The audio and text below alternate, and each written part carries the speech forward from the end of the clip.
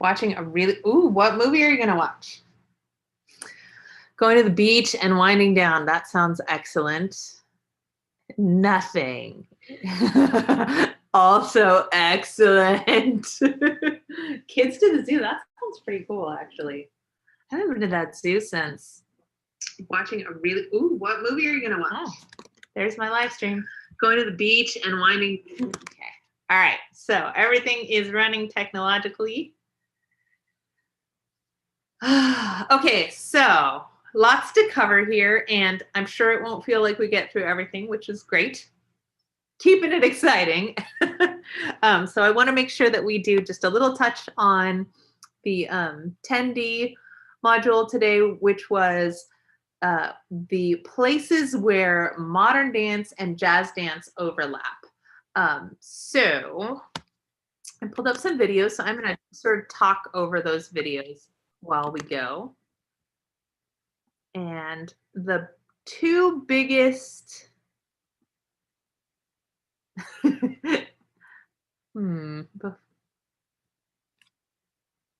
modules. Okay, so I'm not going to open that one up.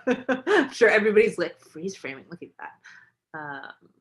What do we need? What do we need? We need. I can never see my tabs when I do it this way. There we go. Okay. All righty. So we came from last week looking at what I was referring to as Americana, which were attempts by the performers and choreographers of the time, and that time being mostly the 1950s, 1940s, 50s, 60s, where jazz dance was going from its shape of being on Broadway. So we remember we skipped over some of the big floor shows in vaudeville, but we're coming back to those in a couple of weeks. And so we had Broadway shows and musical comedy, aka musical theater, where we had a bunch of mostly white choreographers who are trying to do better about showing the multiracial nature of our country.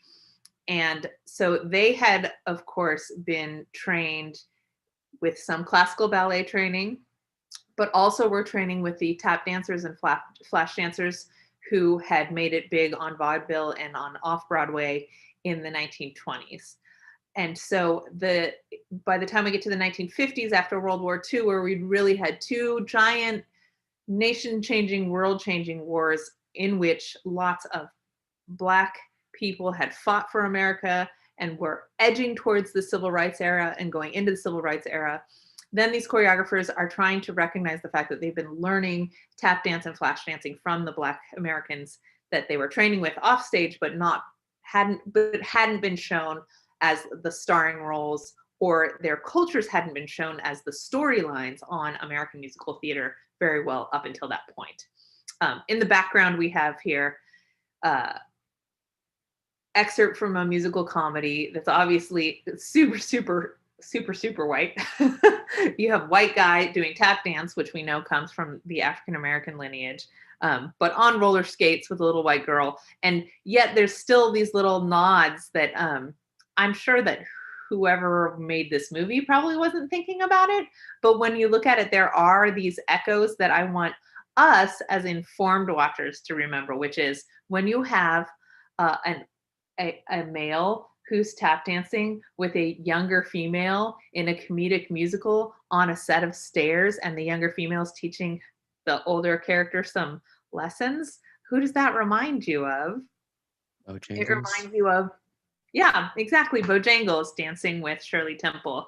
And so I think one of the things that is often really a beautiful trait in art that has set choreography and high production values is that you get you get the privilege of making moments where you point backwards. And this example we just watched, of course, is very vague that he's referencing Bojangles in that choreography, but it's there.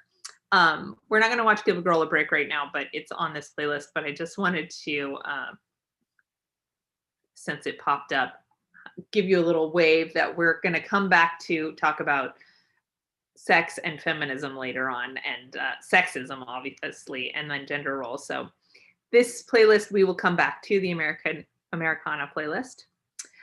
Here we have a quick clip. We then moved on from that stage to talk about Katherine Dunham and Pearl Primus, who are two of the most important Black modern dance choreographers and anthropologists in the 20th century, mainly because they really started to do the work that made this class possible, which is they were the first two women in America to really go and study community dances in their cultures and to do academic work that was then the basis for papers coming after that. And they were also performing artists. So I'm just gonna let this play in the background, which is not gonna be enough, I know.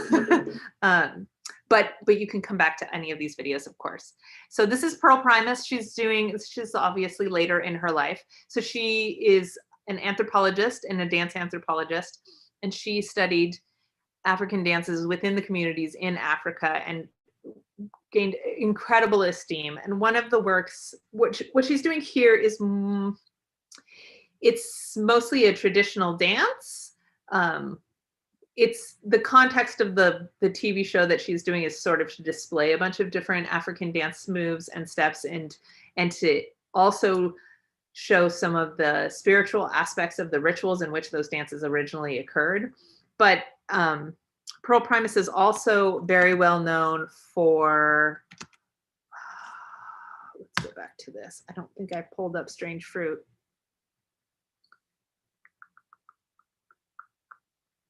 There may not be, that's probably,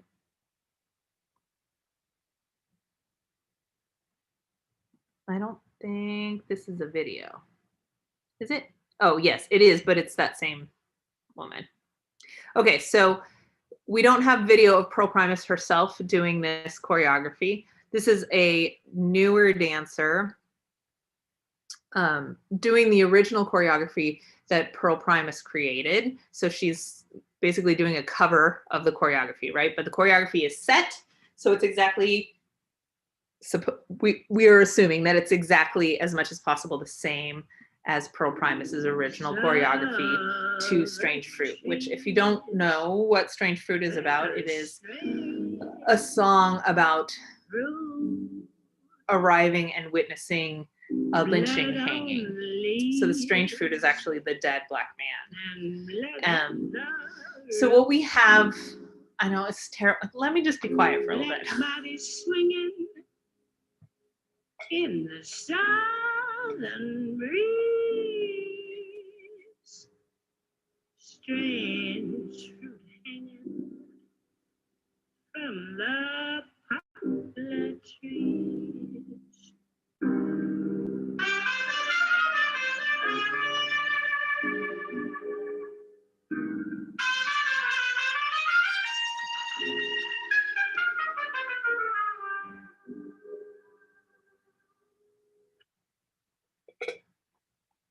So short excerpt there. But let's talk a little bit about the modern dance style. So modern dance in America began in the turn of the century with, so if you think about, jazz music is just starting to be invented. It's going from ragtime into jazz. So we're talking about 1900. And we had, I'm going to make this as quick as possible because this is a tangent which many, many, many other classes have been on. I want to get it into like 30 seconds. So we have dancers in America, some of whom have been trained in classical ballet, mostly white dancers who are the modern dance pioneers in America. And what they wanted was to break away from ballet as the only art, high art, capital H, capital A form of dance, for a lot of reasons. One is that in America at the time, remember we have vaudeville, we have floor shows, we have circuses coming into the 1900s. most of the ballet that people in America were able to see was terrible. And I'll show you some of it in a couple of weeks. So it was a weird contradiction where, like, you know, there's so much hype about this style of dance because it is the dance form in Europe on stages for upper class audiences in particular. But by the time it gets to America, like most of the performers that got to America at that time who were doing ballet, quote unquote, had maybe like gotten some shoes and were clunking around in them like a 4-year-old in her mom's giant pumps. It was like that kind of ballet was what most people saw. And so that was one thing about it that the artistic community in general, do you mind shutting that door while she comes in? Thank you. And also because people wanted to see more variety in the world. So there was first Isadora Duncan, who started doing semi-improvised, but also set solos in salons. So like super like Gatsby rich people would invite a performer to come and perform at their giant party. This was a normal way for dance to get shared around the world at the time. And she was really super against corsetry and the way that women were restricted into female roles and were supposed to be quiet, and all of the Victorian models of like anti-feminist obstruction. So she looked back to the Greeks where she saw archetypes of strong women, and she would put on a toga and do this very like natural movement. I mean, lots of the early modern dancers were into the idea of like rising and fall, like natural physics. And as opposed to what they saw as ballet being like really stiff and upright and on your toes and stiff and corseted and you can't move. Most of the early modern dance pioneers, so that would be Isadora Duncan, who was like barefoot and not in a corset. It was scandalous. She was practically naked, but a lady. Then you had the Denishan, and this is where we most closely touch to jazz dances, Denishan School and Dance Company. So I'll come back to them. There was also Humphrey Weidman, and especially Martha Graham, who was also taught by Lester Horton. So Lester Horton was a white guy in the middle of America who loved to dance and made his own style by, let's just call it straight out, appropriating Native American dance. So he would see Native American dance. We think he went to powwows. We're pretty sure that's where he saw movements that he then gathered and put together into what became Horton technique. Such a weird story. So he took some Native American dance moves, mixed it with like high strong kicks from ballet, and created a technical training process with which he trained members of Denishan Dance Company, Martha Graham, and eventually Alvin Ailey. So then we get back to people of color's choreography. And at the time, like from our perspective now, that seems super appropriative and really awkward. But at the time, Horton was really able to give dance knowledge in a way that no one else was doing at all, right? Because we had talked about, we've talked about the era where most of dance was traveling with circuses. And in that era, because there was no film before 1915, you just didn't see anything at all. So like really the only way for you to see a dance from halfway around the world was for someone to have learned it from someone else. Like the chance of you seeing someone from halfway around the world authentically do their dance was close to nothing. Most people saw that at, for example, the World's Fair. And we talked about how in the World's Fair, even there, the native performances were twisted by the fact that you were, facing an audience instead of doing it within a ritual. So now I think we would not find Horton's work to be hybrid dance, which is what we talked about, hybrid versus fusion. It's definitely fusion, don't get me wrong there.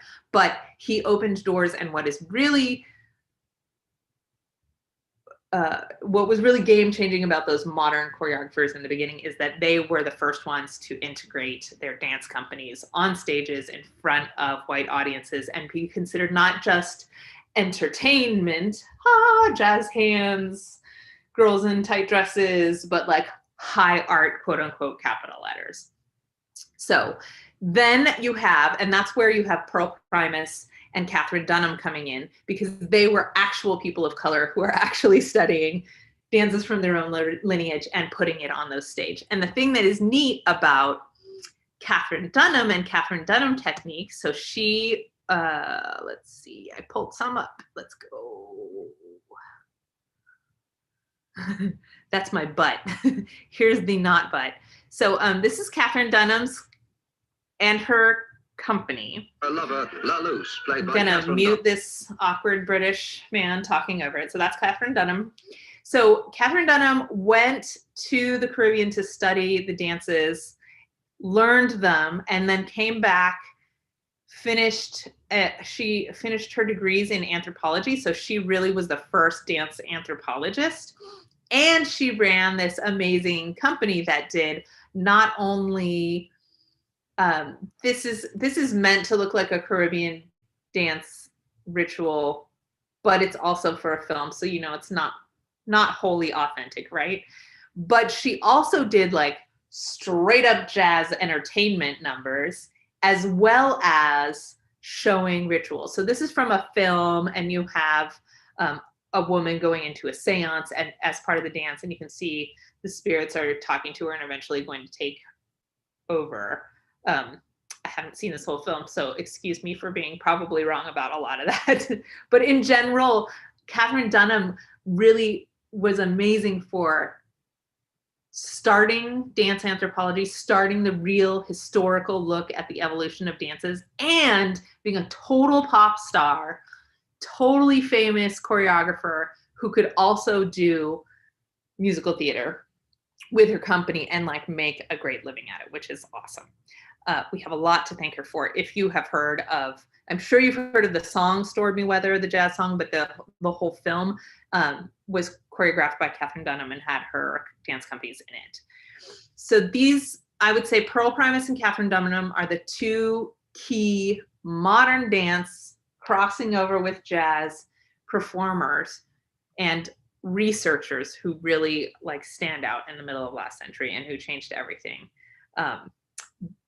Now, here's our butt. Of course, Hollywood, right? So this is Katherine Dunham's dance company again, being awesome and amazing. But also you can see how Hollywood is definitely still, this is what? Is this 1940s or 50s? 1948. You can see that Hollywood is still doing its normal confusion about what cultures are which. Katherine Dunham is obviously a Black woman. Her studies were mostly in Caribbean diasporic African dances, but here we have like Arabian costumes in the Casbah, which is the other side of Africa. I don't know, but you know what? It's great dancing. So I present this because I think it's really important that rather than canceling culture, we take it for what it is and admire what is beautiful art. Admire that this was a step forward, even if we don't think that it was, enough of a step forward, because it probably never is, right? Oh, look, we got here again. Okay, so that brings us to, just give me anything that I wanted to get to for the Americana part. No, okay. So we had Lester Horton. So coming back to Lester Horton. Lester Horton worked with Denishon. Denishon, that's who I should look up in the meanwhile. Oh, we need that one too. So Denishon Dance Company was based in Southern California, and they were sort of a brainchild place for a lot of the early modern dance icon. So Martha Graham danced there. Ruth St. Denis was one of the original founders, and she did actually go to India to study, but strangely, it wasn't until like after most of her choreography and dance pieces had been made. So Ruth St. Denis she was a white girl from the East Coast of America, and she was inspired by, awkwardly enough, like Art Nouveau and Art Deco cigarette advertisements of supposedly Egyptian and Oriental and Indian women and goddesses. So her way, we talked about how Isadora Duncan looked to ancient Greece for inspiration to break away from Victorian repression. So Ruth St. Denis was basically going towards being like a showgirl, and then she became famous because she started looking to the Far East for inspiration for her art. And so Ruth St. Denis was a soloist, performed in salons. This is actually her, this is early work. And then eventually formed this dance school. And along with her husband, who became a famous modern dance pioneer, Lester Horton, who was there. Was he there? I'm just popping through these things real quickly. In any case, this mixture of imagined influences and sometimes real influences, because the Denshot Company did go to the Far East after they became famous and actually studied with especially Indian dancers in India. And strangely enough, because the Danish Shah, and this is, it sounds like something that white people would make up, but apparently it's actually true, is that the Danish Shah's company, their appreciation of these ancient Indian dances, which had fallen into disregard in India, when they came and performed them, even though they were inaccurate, it inspired such excitement about their own tradition that the people in India repopularized their own traditional dances. And that was sort of the beginning of a renewed interest and renewed training in classical Indian dance. Weird. What we're seeing here, this is Ted Shawn of St. Denis and Shawn. So her I don't remember if they were married or not. I'm pretty sure that he's gay. Can you see why it's obvious now, but wasn't obvious then? So we're watching this manly hunk dance from 1935 with a bunch of men flexing with their shirts off, artistically. But you can see the influence of Native people on modern dance in general. And modern dance, one of the things that makes modern dance is what is considered the root of contemporary now, is like all movements are game. And you definitely have formations, group work, forward facing, because it's usually made for the proscenium stage. And usually taking from community dances and adding them into the strength of classical training, big kicks.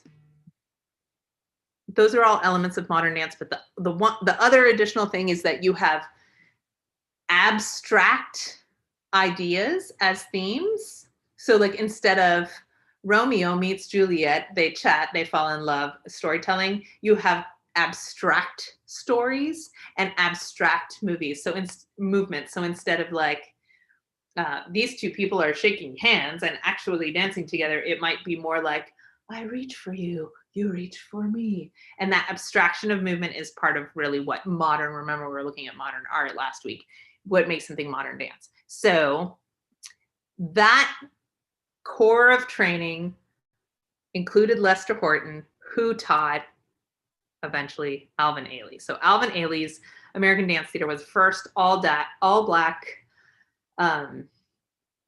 dance company in America that was on big proscenium arch stages. He's super famous. You can absolutely, and I totally recommend it, go study at the Alvin Ailey Dance School. You can also take other classes there in other genres of dance. some of which you saw online. So you saw a touch of Revelations, which is considered Alvin Ailey's masterwork. He passed away from AIDS, although it wasn't called that at the time, but now we know that it's true. And his work is a fusion of, it's definitely modern dance because of all that abstraction.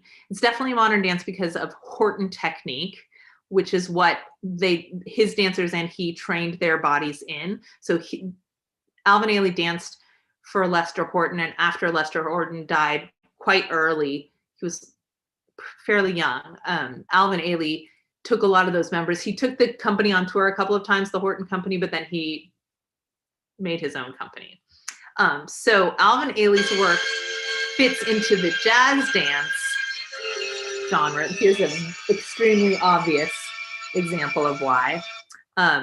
Because he worked within what he called his blood memory. So his works are often using jazz dance and jazz, or using modern dance and jazz together with Africanist movements and Africana movements in order to express the storylines and cultural experiences of Black African Americans. Wow, I hope I said that right.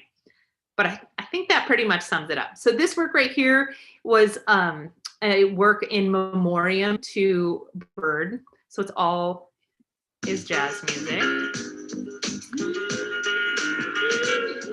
Alvin Ailey works a lot, not only to jazz music, but also to gospel, and shows lots of community dance situations. So like in this one, kind of covered both of those bases just now. So I'm going to keep on skipping around because remember, we have a lot to cover. These are all in the playlists. Do I want to go there yet? I want to go Blue Suite. Blue Suite. This is one of Alvin Ailey's famous works. This is a super low res video. I apologize.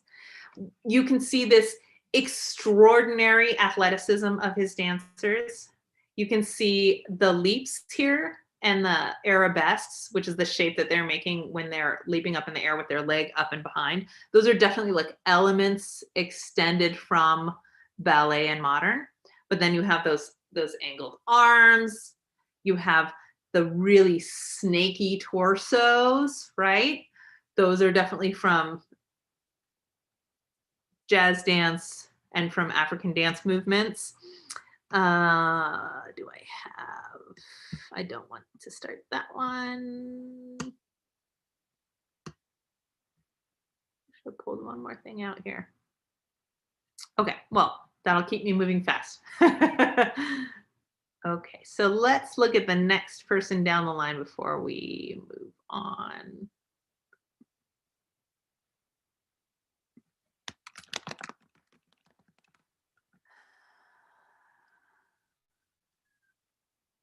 Oh,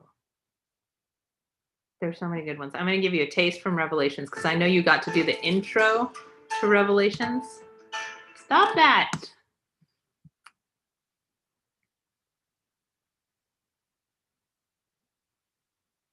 Let's do that. One of the things that is excellent right now is that because of shelter in place, Alvin Ailey Dance Theater has released film of so many of their works that is going to be available probably this year and last year only, and then they'll probably take it back down again because of copyright issues. This company is very careful about letting things just be out. So that was the silver lining of COVID, is that there's so much more Alvin Ailey to see online now. So go watch it.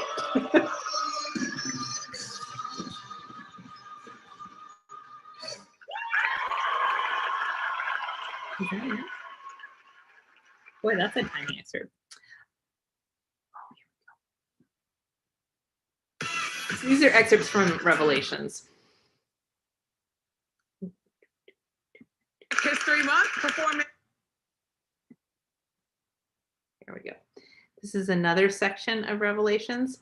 It's inspired by a church group going to the river for baptism.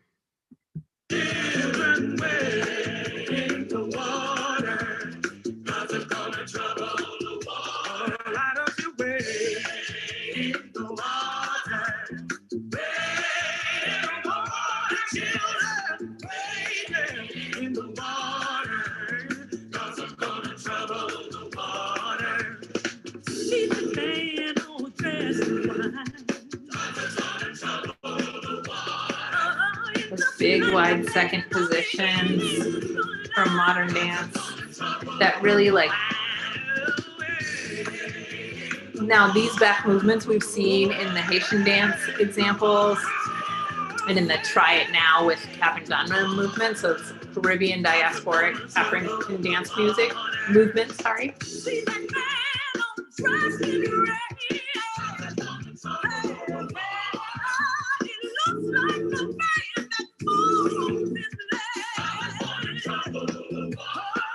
Okay. I know. I want to just watch this forever. So we're going to not watch this forever because we need to get to dun dun dun dun dun. It's in this playlist for you to find it later.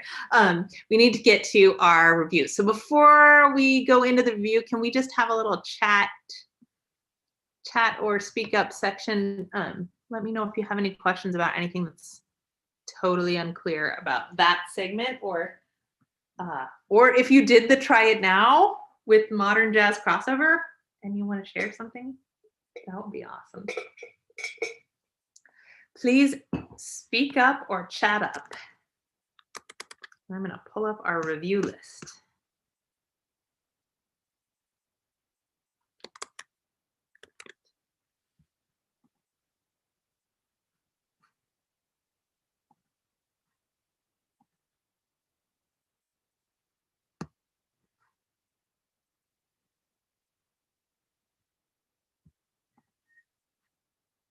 Anybody?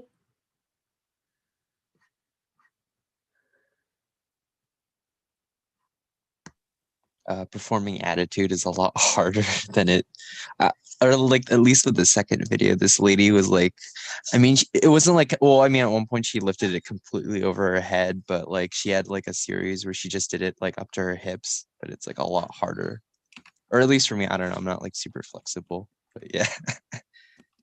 Absolutely true. Did you guys have any favorite movements from there? Was it akin to, I noticed that someone said, I have never seen dance like this before, and I've never done dance at all. And like, it was really hard for that person to see the connection between, we started this class talking about lineage, like looking at African community dance movements through the Middle Passage and how those movements have evolved into, for example, breakdance. And I think sometimes, like, when you look at insert more coffee. When we looked at the like stomping downward movements of like Pat and Juba, it's really obvious how that evolved into stepping, right? They're like close relations, direct descendants. When we start looking at modern dance and we're putting in those elements of ballet and we're putting in those elements from Eastern or Eastern-esque, the proper word actually is Orientalist with a capital O, because the Victorians were very obsessed with looking at especially Indian dance and dances from the Middle East, like belly dances, we generalize. And they thought they were sexy and they thought they were exotic, like a whole thing about exotic Orientalism with a capital O, because they called it the Orient, even though that's an inaccurate word. But they were colonizing. They just called it whatever they want. Ha ha ha. Not funny. Anyway, I'm trying not to get too far down that path, but that's like a whole nother place to dig in. And so when we look at modern dance, you can definitely see aspects of ballet with those giant leaps like we were talking about, but also there's the Eastern influences. And so all of those things start to grind together in modern jazz crossover. We're going to skip Tally Beatty. There's a Tally Beatty. Maybe we'll use an example. Okay, midterm prep. One of the questions on the midterm, well, let me rewind and tell you what's on your midterm. Okay, so midterm is, oh, here, screen sharing is off. Let me turn that back on. The midterm is two major parts. One part is there are some multiple choice questions. Most of your multiple choice questions, most, but not all, on the midterm and the final exam, most of those will be things you have seen before in your quizzes. Hooray! So when I said that your quizzes are supposed to be study guides, I was telling the truth.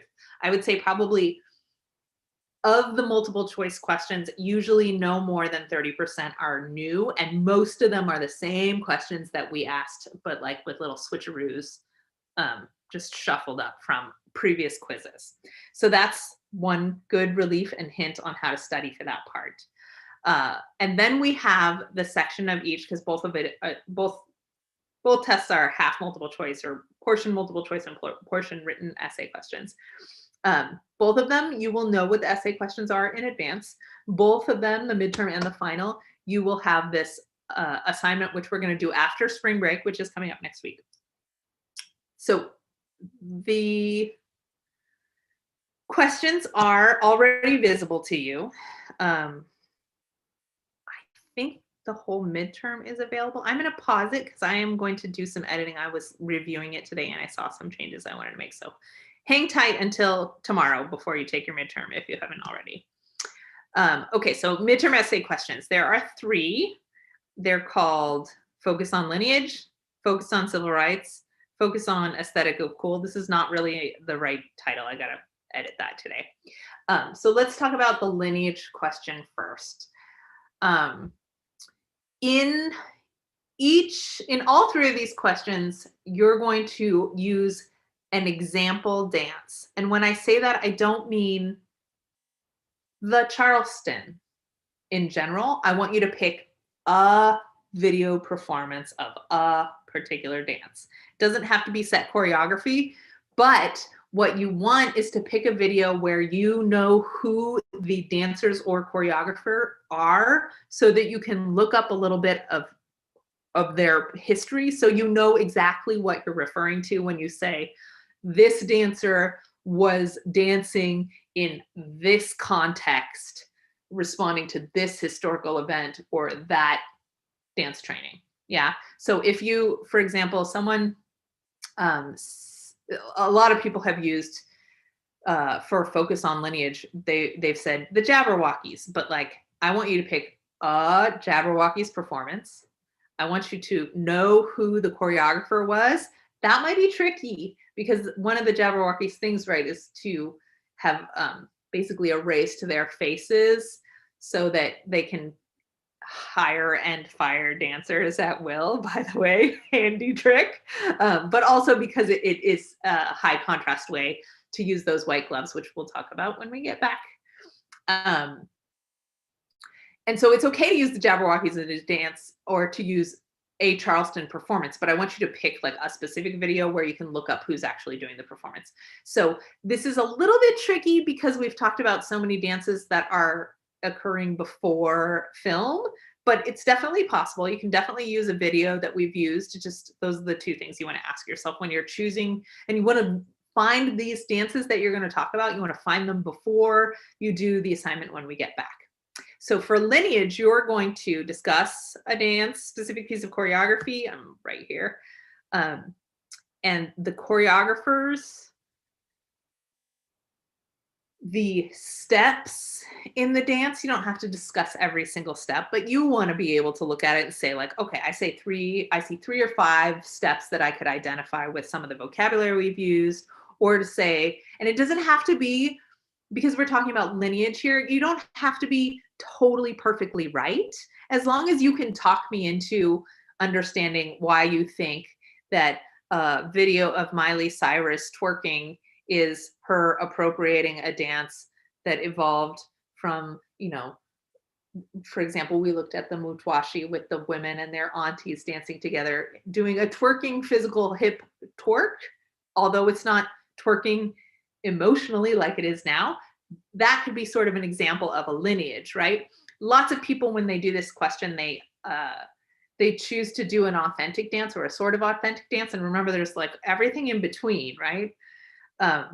And that's what I mean by talking about authentic. So if you were going to talk about Miley Cyrus twerking, obviously she is not an African American. She is a white girl, but she's doing a movement that is taken from the African diaspora. And you want to be able to identify by looking at the movement what you think that movement might have originally been. It's okay if you're not perfectly right, as long as you explain why it looks the same to you. And then when you're talking about authenticity and appropriation, I think it's actually more fun to answer this question if you do it with something that is appropriative or inappropriate, right? Because then you can really talk about, where did Miley Cyrus learn that dance movement? Did she ever study African dance? I don't know. Maybe she did. Probably not, right? She probably learned it in the club. But that is part of what I want you to talk about in terms of authentic dance training, like whether it's learned in an appropriative manner or whether it's learned from authentic or original practitioners. Blind casting. We just started to talk about that when we touched on Hamilton last week, but that could be something that you bring up if you want to. We'll get into that more when we come back. Okay, so let's talk about the next question. Focus on civil rights. So for this one, again, you're going to pick a specific dance video performance. I mean, it doesn't have to be a video, but I think it's just much easier if you know in your head, I'm talking about this. You want to tell me about the specific performers in that video, what they were living through, what the economic realities were like at the time of their living and performing. So if they were alive for a really long time, then those changed, right? So when Bojangles started out, things were different somewhat than when he retired. So that's going to bring me to this little list that I made here. So you will want to know the big historic events that we've covered in class so far, most of which happened in America, and we're going to talk a little bit more about Europe when we get back, but especially as regards to the African diaspora, starting from the Middle Crossing and like what the social restrictions and economic restrictions were. Remember, we keep talking about that in the discussion because they impact how people danced, because they were impacting where people danced and what they were allowed to dance. And so understanding these major topics, especially as they latch into where the dance you pick. So, right, we have Middle Crossing in 1619, which is when the slaves are brought to America.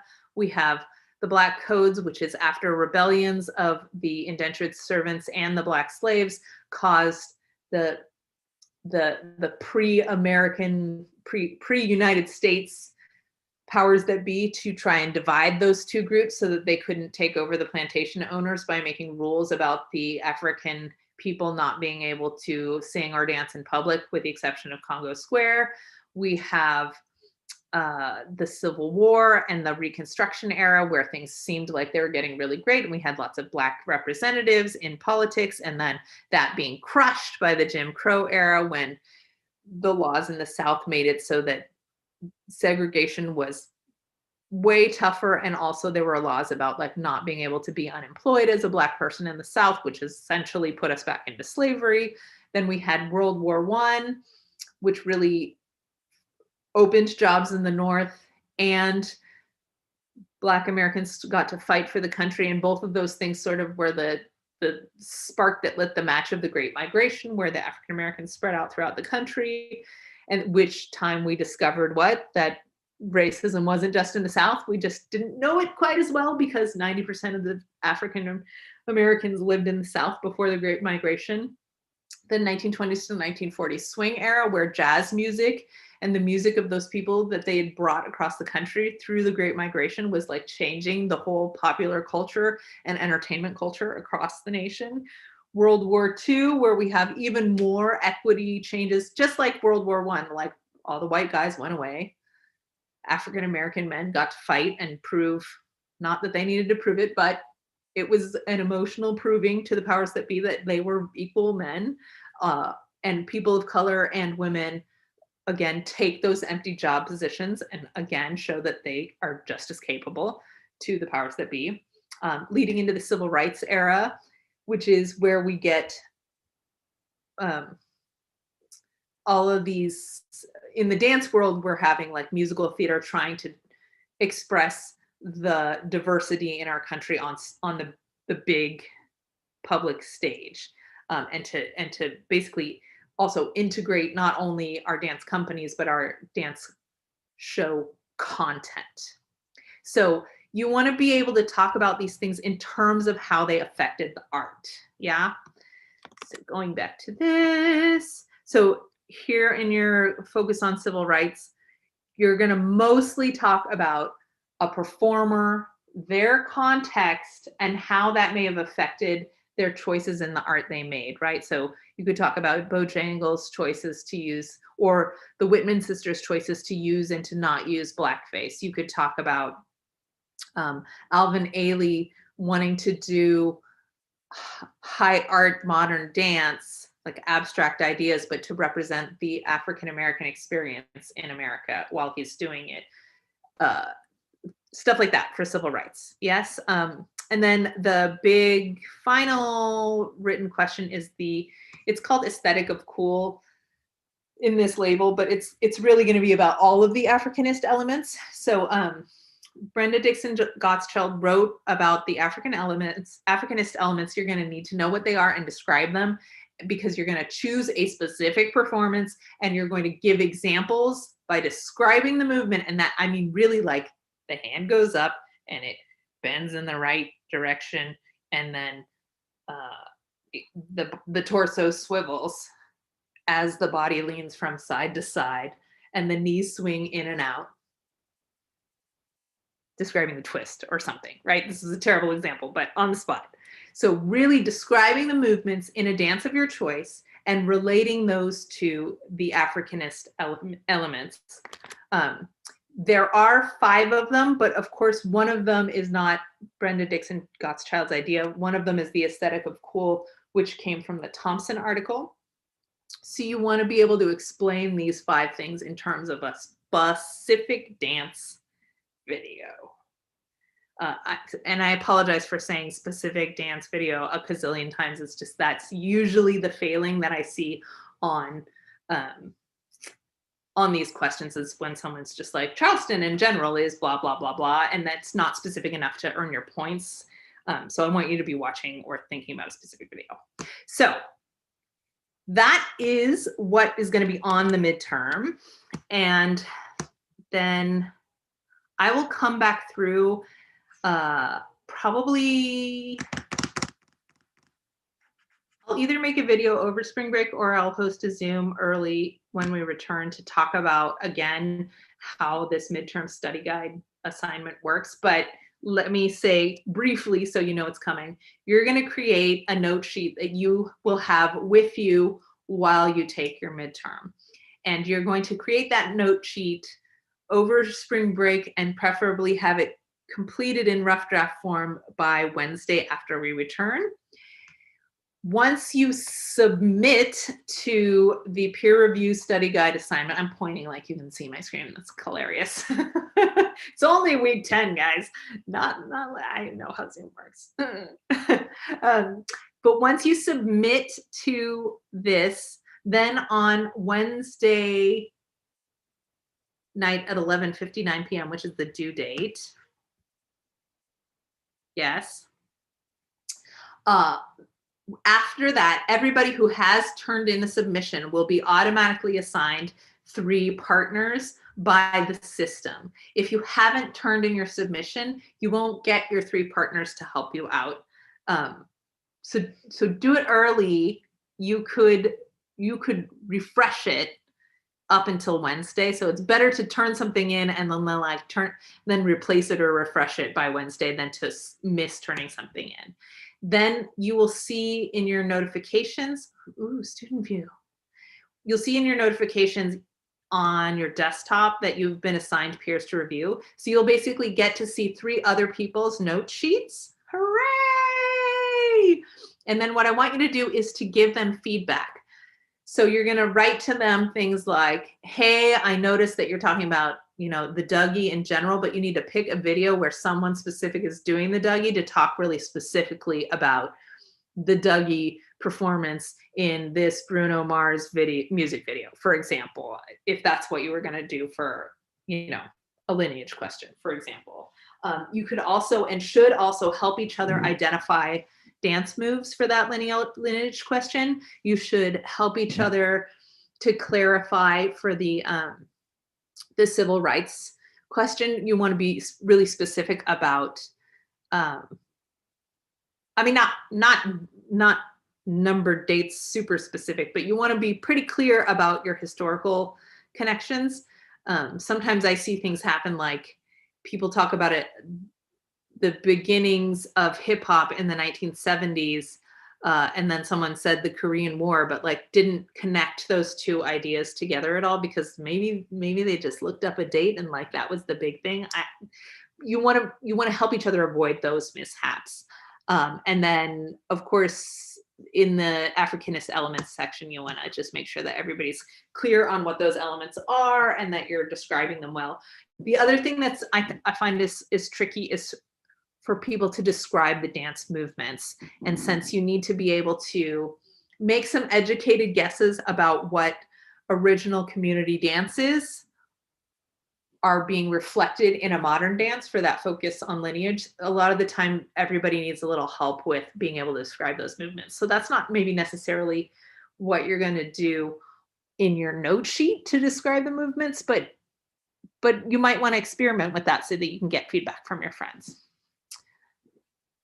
And with that, we're at 12:27, and I would love for you guys to ask me any questions that you might have because, whew, that was a lot. How long should each essay answer be on the midterm? Let's see what rules I made.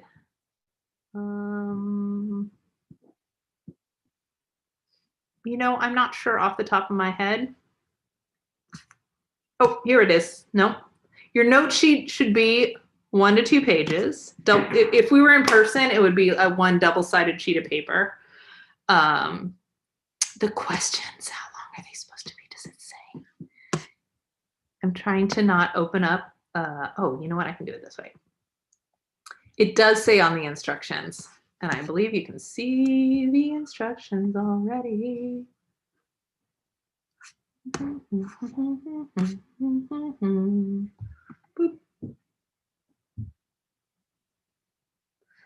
No, you have 90 minutes for the whole thing is the short answer, unless you have given me a connection to the DRC, which I think has a new name now, unless you have an exception. So how long are they supposed to be? I think they're supposed to be 3 paragraphs each is kind of what I would guess. I will check that before next week to give you some feedback on that. Favorite movement is the Ailey arms. Oh, thank you, Crystal. I didn't see that. Yes, those are king from Revelations. Do you guys have questions about content? I think Josh had asked me about what would be in the midterm in terms of the short answer questions and the dance vocabulary. So I know that there's definitely, here's a big hint, there's definitely some tap vocabulary in there. And one of the things that I'm going to add are some identify this clip questions, which will be multiple choice.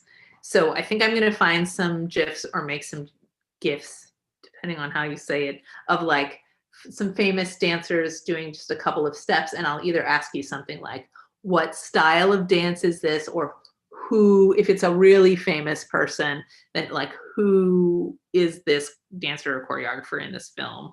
And those would only be things that we've definitely talked a lot about. But I am gonna maybe do some things like, is this tap, or is this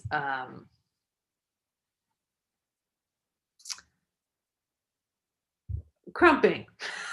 It'll be a little more specific than that, but yeah, so those are the movement questions that are definitely going to be on there. The midterm is due April 9th, but I see that it is available until April 25th. Are we able to turn it in a couple of days late? Confirming sense of the midterm. Yes, that is the way that these classes work. And the time between when it's due and when it's available, until there's no late penalties in this class. So I think that's why it seems confusing. It would probably make more sense if I gave you late penalties in that time, but I'm not into that. So that's just your buffer zone, because we're asynchronous. That said, when next week is spring break, when we come back, you need to get your work done on time that week. So you have to submit your note sheet by Wednesday, and then I want you to get back to your colleagues by Friday. And you won't be able to get to your colleagues' work until after Wednesday night. So that's a really quick turnaround. You have basically 48 hours to get some feedback, but like super, super, super helpful in terms of doing good on your midterm to just have 3 people like brainstorm with you, especially since you get a note sheet, right? Any other questions? Hi, Professor. Hello. I didn't know that we're gonna have Zoom call at 11:30, and I just joined. So This is Aika. Hi, Aika. hi, I wanted to ask if this Zoom call was recorded, and Yeah, I can. it's recorded. Yeah. Oh, thank you. Sorry Yes. about. It's okay. So unless anybody else has a question, I'm going to let you go so that I can press stop and the recording will process itself, and then you can watch it. And then I will either, I will do some work over spring break to either leave a recording reminder about doing the prep, or I will make an office hour time on Monday. Maybe I should just do that. Why don't I just make an office hour time on Monday so that anybody who wants to ask any questions as you're going into the midterm prep assignment can check in with me. How does that sound? Cool? Yes? Excellent. Okay. Groovy. Well then, thank you. And I shall let you go unless anybody has any last questions. Happy spring break! Yay! Thank you.